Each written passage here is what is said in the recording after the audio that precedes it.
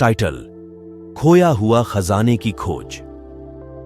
एक समय की बात है, एक ऐसे देश में जो रहस्य और जादू से घिरा हुआ था, वहां एक बहादुर युवा साहसी आदमी था जिसका नाम था अलेक्स। अलेक्स ने हमेशा एक महान साहसिक यात्रा पर निकलकर खोए हुए खजानों और प्राचीन विश्व के रहस्यों को खोलने का सपना देखा था। एक दिन जब एक पुरानी पुस्तकालय का अन्वेषण करते हुए अलेक्स ने एक पुरानी पुस्तक के पृष्ठों के बीच एक धूल और अब्रक भरी नक्शा खोजा।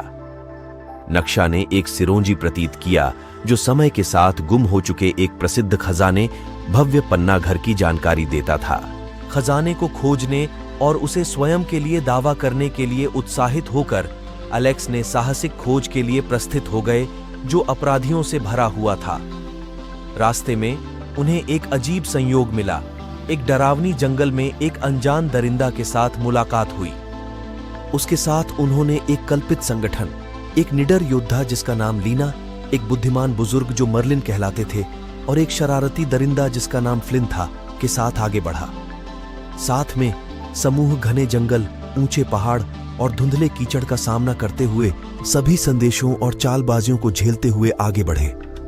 लेकिन उनका यात्रा सारी खतरों के साथ ही था, क्योंकि उन्हें एक दुर्जेय खतरनाक खिलौना पर कड़ी नजर थी, शैतानी जादूगर मालाची, जो खजाने को अपने अंधकारी उद्देश्यों के लिए ढूंढ रहा था।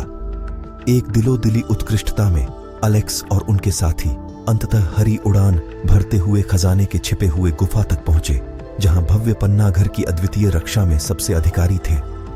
अपने मित्रों की सहायता और अपनी अद्वितीय आत्मा की सहायता से अलेक्स ने मालाची के साथ जद्दोजहद में खड़ा हो गया, जादूगरी और बुद्धिमत्ता के लिए एक खतरनाक लड़ाई। अंत में अच्छा बुरा पर विजय प्राप्त हुआ और अलेक्स ने अपने हाथ में खजाने को लेकर जीत हासिल की और उसकी शक्ति को प्रकाश के बदले में सुनिश्चित किया।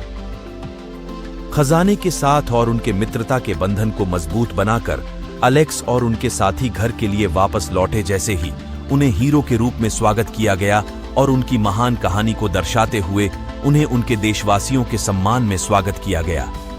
और इसी तरह अलेक्स और खोया हुआ खजाने की खोज की कहानी कही और फिर से कही जाएगी, जो लाखों और लाखों लोगों को आगे बढ़ने और साहस और गौरव की खोज में निकलने के लिए प्रेरित करेगी।